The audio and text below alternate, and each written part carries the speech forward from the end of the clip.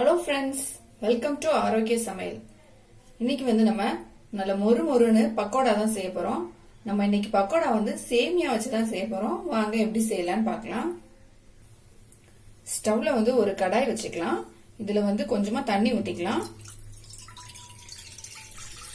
ஒரு கப் அளவுக்கு தண்ணி ஊத்திக்கலாம். இதுல கொஞ்சமா உப்பு போட்டுக்கலாம். ஒரு ஸ்பூன் அளவுக்கு எண்ணெய் ஊத்திடலாம். தண்ணி லைட்டா சூடாயிடுச்சு. இப்போ நான் இதுல ஒரு கப் அளவுக்கு சேமியா எடுத்து வச்சிருக்கேன். இதை இந்த தண்ணியில போட்டுடலாம்.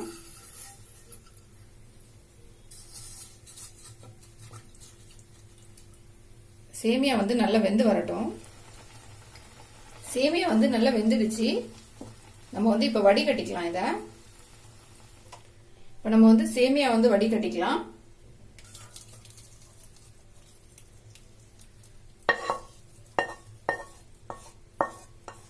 தண்ணி நல்லா வடிச்சாச்சு. இப்ப நம்ம இதுல கொஞ்சமா நார்மல் வாட்டர் ஊத்திக்கலாம். அப்பதான் இந்த சேமியா ஒட்டாம இருக்கும்.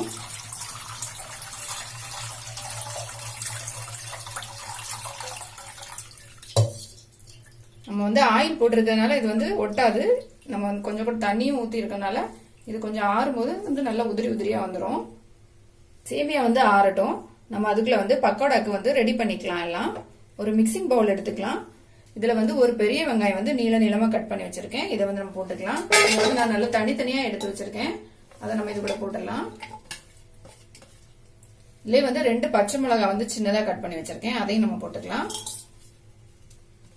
பொடியா நறுக்குன ஒரு துண்டு இஞ்சி, ஒரு 10 பல் பூண்டு.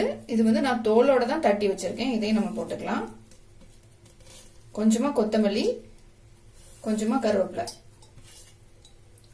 ஒரு ஸ்பூன் ஜீரகம், ஒரு ஸ்பூன் மிளகாத்தூள், கொஞ்சமா பெருங்காயத்தூள்,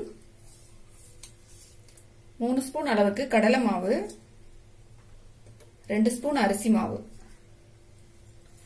தேவையான அளவு உப்பு. நம்ம சேமியால உப்பு போட்டிருக்கோம், அதனால கொஞ்சம் கம்மியா போட்டுக்கலாம். இப்ப இதை நம்ம லைட்டா கை வச்சு எல்லாத்தையும் மிக்ஸ் பண்ணிடலாம். இப்ப நம்ம வடிகட்டி வச்சிருக்க சேமியாவை இது கூட போட்டுடலாம். இதை லைட்டா மிக்ஸ் பண்ணிக்கலாம். இந்த சேமியா உடையாம லைட்டா நம்ம மிக்ஸ் பண்ணி விட்டுறலாம் எல்லாத்தையும். சேமியா நல்லா உதிரி உதிரியா வந்துருக்கு பாருங்க. இதை நம்ம லைட்டா மிக்ஸ் பண்ணிக்கலாம். இப்ப சேமியா போட்டு நல்லா மிக்ஸ் பண்ணியாச்சு. நம்ம இதுல கொஞ்சமா தண்ணி தெளிச்சுக்கலாம். இது கொஞ்சம் உதிரியா இருக்கிறதுனால நமக்கு பக்கோடா போட முடியாது. அதனால நம்ம கொஞ்சமா தண்ணி சேர்த்துடலாம். இதுல கொஞ்சமா தண்ணி தெளிச்சு இதை நம்ம மிக்ஸ் பண்ணிக்கலாம்.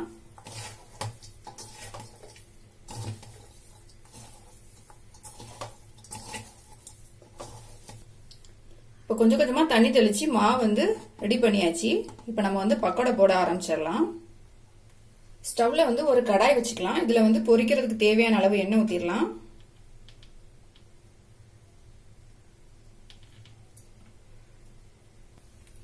எண்ணெய் சூடாயிடுச்சுன்னு நம்ம இப்ப ரெடி பண்ணி வச்சிருக்க மாவு கொஞ்சம் கொஞ்சமா இதுல போட்டுக்கலாம்.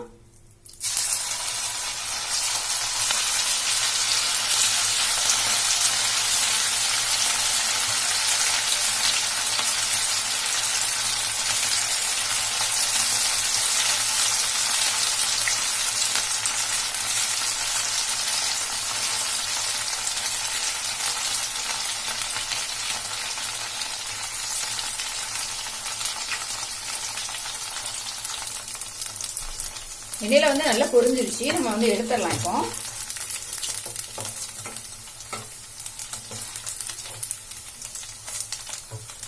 நம்மளோட கிறிஸ்பியான சேமியா பக்கோடா ரெடி ஆயிடுச்சு. நல்லா டேஸ்டா இருக்கும். இது ட்ரை பண்ணி பாருங்க.